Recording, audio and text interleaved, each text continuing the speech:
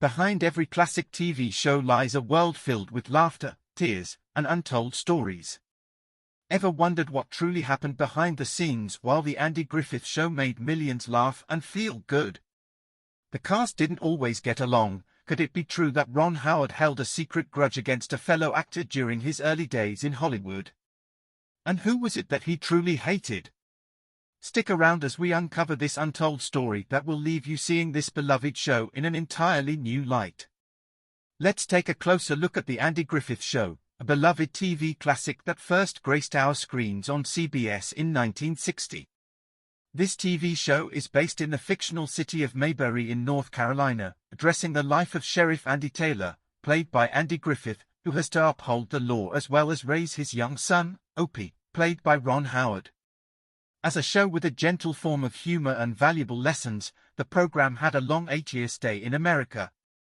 There are a few memorable characters, including Barney Fife, played by Don Knotts, an endearing but inept deputy. Knotts' interactions with Griffith's character were funny, and one of the program's performances landed him 5 Emmys. After 5 seasons, he left the show to take on other movie roles.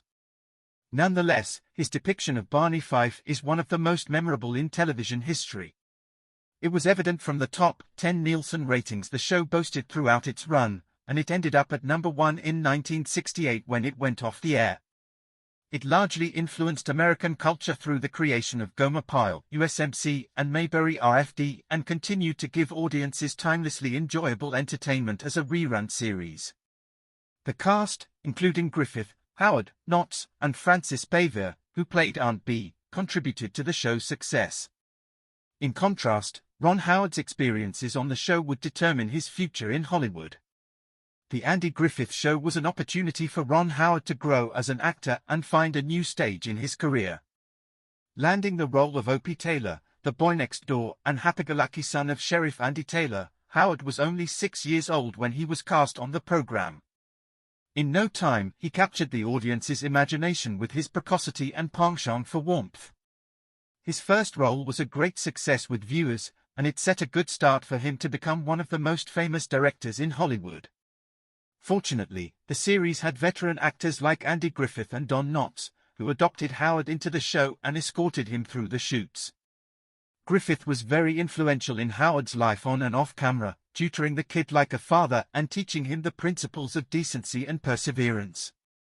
While filming, Howard liked the presence of co-workers, but it was challenging to be an actor, a student, and a child at the same time.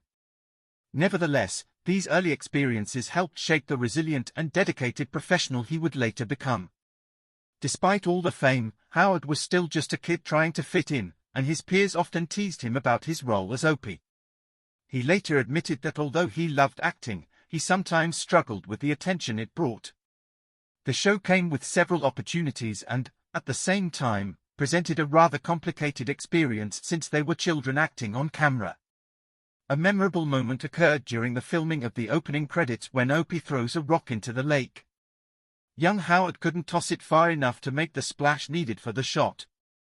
To create the effect, a crew member would throw another rock simultaneously to ensure the splash aligned with Opie's throw. This small trick became a sweet memory for Howard, capturing both the pressures and charm of his early career. The experience he gained on the Andy Griffith Show proved foundational, teaching him the value of collaboration, patience, and resilience, not only as an actor but as a person. Howard's childhood years on set offered a first-hand view of successful television production, giving him a sharp start in understanding the dynamics behind the scenes. By the time the show ended in 1968, Howard had transformed from a precocious child actor into a seasoned performer, well prepared for the extraordinary career that lay ahead. On screen, the Andy Griffith Show radiated small-town warmth, but off-screen, things were sometimes less harmonious. Andy Griffith, known for his calm and easygoing character, occasionally showed a different side, sometimes letting loose with light-hearted pranks that didn't always sit well with everyone. Frances Bavier, who played Aunt Bee, had a notably complex relationship with Griffith. A seasoned Broadway actress, she reportedly found Griffith's playful antics distracting and unprofessional, leading to occasional clashes between the two. Griffith wasn't the only one stirring up mixed feelings on set. While Don Knotts and Griffith remained lifelong friends, there were moments of tension, particularly about the show's future direction. Knotts had originally signed on for just 5 seasons, with plans for other projects once his contract ended. However, as the show continued, both felt a bit disappointed that Knotts couldn't play a larger role in shaping the show's trajectory. Despite these issues, Griffith's practical jokes became part of the set's culture. One of his favorite targets was Knotts himself. He would often wake him from naps by dropping metal film cans to startle him.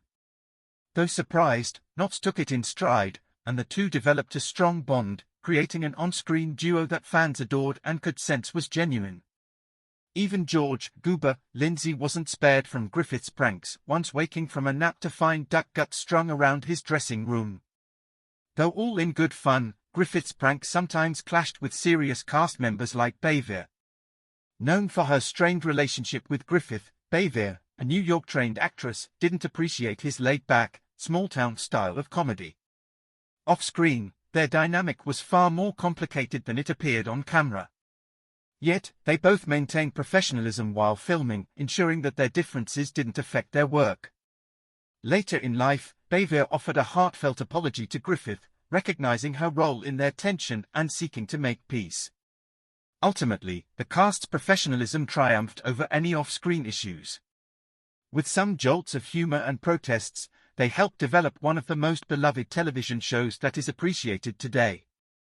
The relationships within the show highlight the difficulties of being employed in such an environment. However, the actors' passion can be seen regardless of personal conflicts.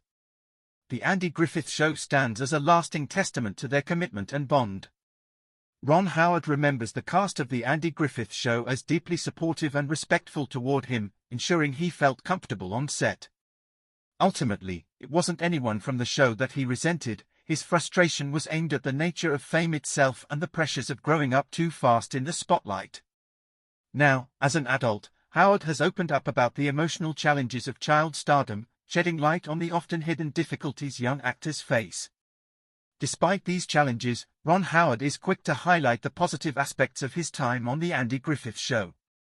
He understood that those early years served as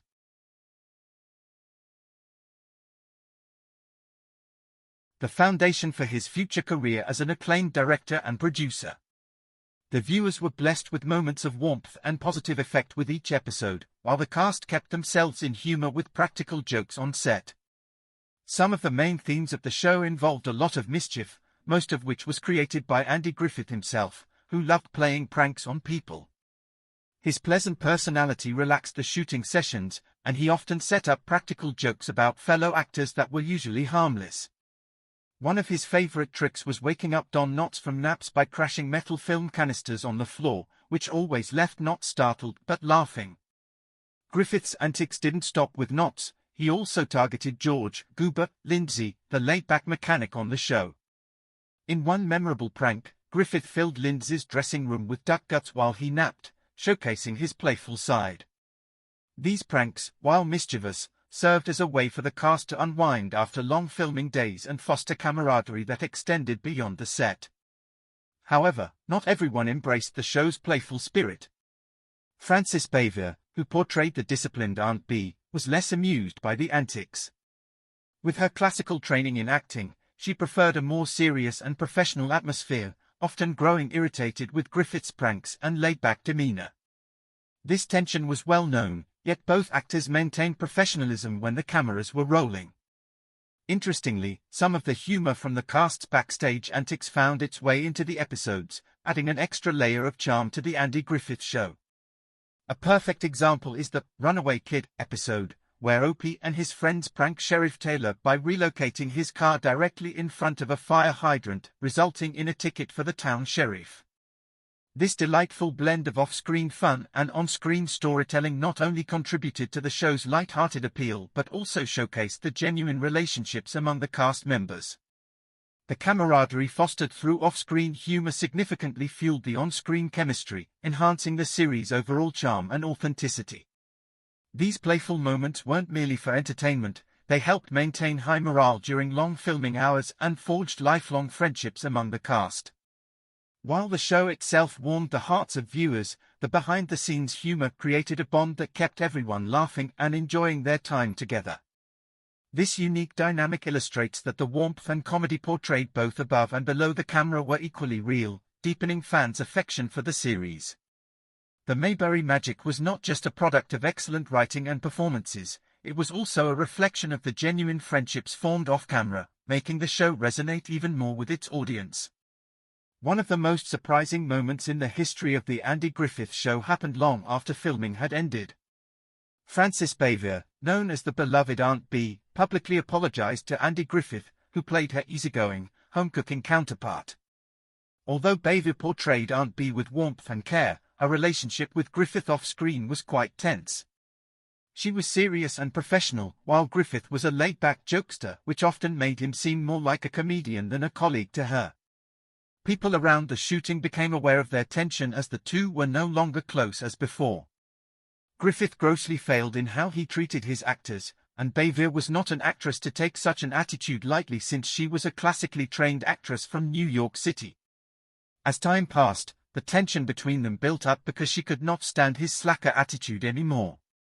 However, both actors proved phenomenal in their actions, which enabled the Andy Griffith Show to be a classic television show.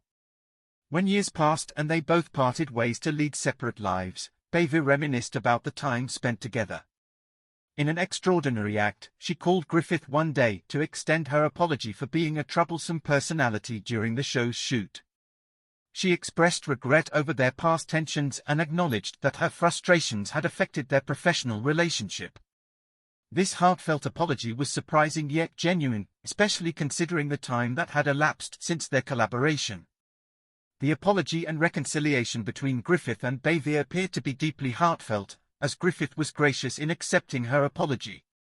The two managed to resolve their differences before Bevier passed away in 1989, allowing them to put their conflict behind them. This reconciliation brought peace to both stars, healing old wounds and revitalizing their connection. For fans, it served as a poignant reminder that even the closest working relationships can experience temporary rifts, but forgiveness and reflection can restore them to their former strength. Bevier's apology revealed a softer, more vulnerable side of the usually strict and distant actress.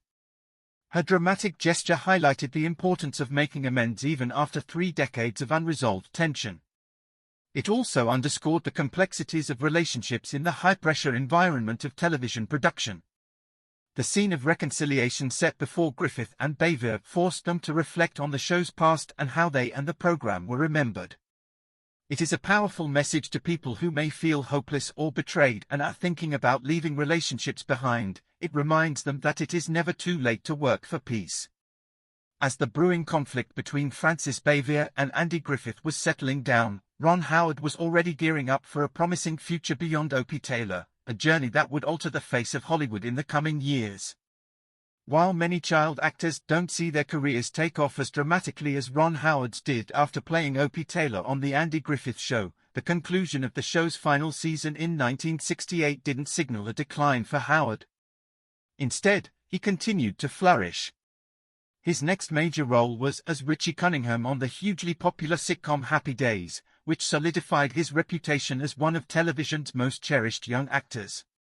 This role allowed Howard to seamlessly transition from child star to leading man in primetime television. Although acting was his primary passion, Howard also harbored an interest in directing, which would soon become one of the most successful career shifts in Hollywood. While still working on Happy Days, Howard sought opportunities to direct. 2 years after leaving the show, he directed his first major film, Grand Theft Auto, released in 1977.